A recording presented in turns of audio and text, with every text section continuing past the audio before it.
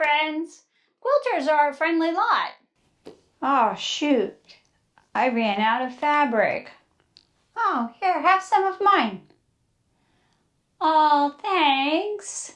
But sometimes when the question of how to press the seams in your quilt block comes up, well, they can sometimes take a stance.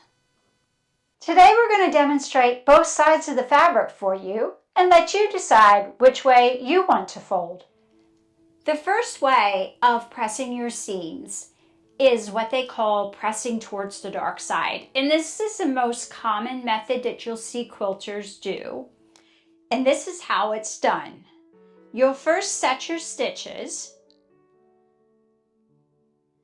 And you'll open it up with the right side down. And then you'll push towards the darker fabric and then just let it set. And that's pressing towards the dark side. And the reason that quilters do this is so that the seam doesn't show through on the lighter fabric. Now, the other reason that quilters will do this method is it makes the seam stronger, and it also then will give you the ability to nest your seams together so that the lines in your quilt block will line up. Now, a tip for pressing towards the dark side, there are occasions where in order to get your seams to nest together that you will need to press towards the lighter fabric. And if you need to do that, then what you would want to do is you would want to look at the seam and you want to look at the darker fabric. You want to make sure that that edge of that darker fabric is not extending above the lighter fabric. And if it is, then you would just trim that off, because otherwise that darker fabric would show on the front side of your quilt. Some quilters feel that by pressing towards the dark side adds bulk to the quilt block. And they also feel that it adds what is called a shelf that appears kind of on the front side of the quilt block when it's finished. So they have a preference to press their seams open, and I'm going to show you how that's done here.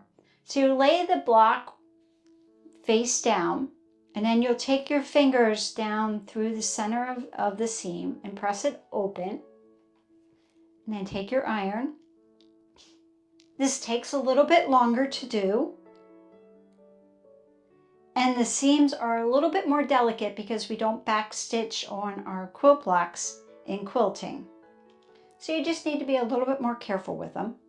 And then in order to get your seams to line up, you'll just line up the edges. You'll have to find the line. And then you can pin on either side of the seam, like this. Or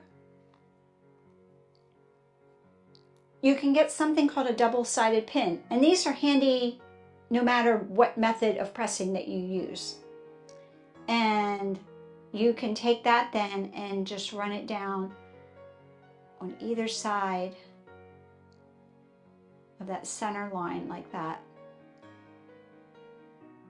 And that will help keep things lined up when you go to sew your block together. Now, a tip has to do with the backing on your quilt. If you find that you don't have a big enough piece of fabric, and you might need to piece together like 3 or 4 bigger pieces of fabric, you would want to stitch them together with a 1/2 inch seam, but this is when you would want to press that seam open. In the end, there's going to be a time and a place where you're going to press towards the dark side, and that may be the more common way you do it. And there'll be times if you press to the dark side a lot, you might find that to reduce the bulk in your quilt block, you're going to want to press your seams open. And if you press your seams open, you might find that you would want to press your seams towards the darker side. So, to quote the famous quilter and designer Lori Holt, you're the boss of your own quilt. So for now, I wish you well, no matter how you choose to fold. And most of all, be quilty.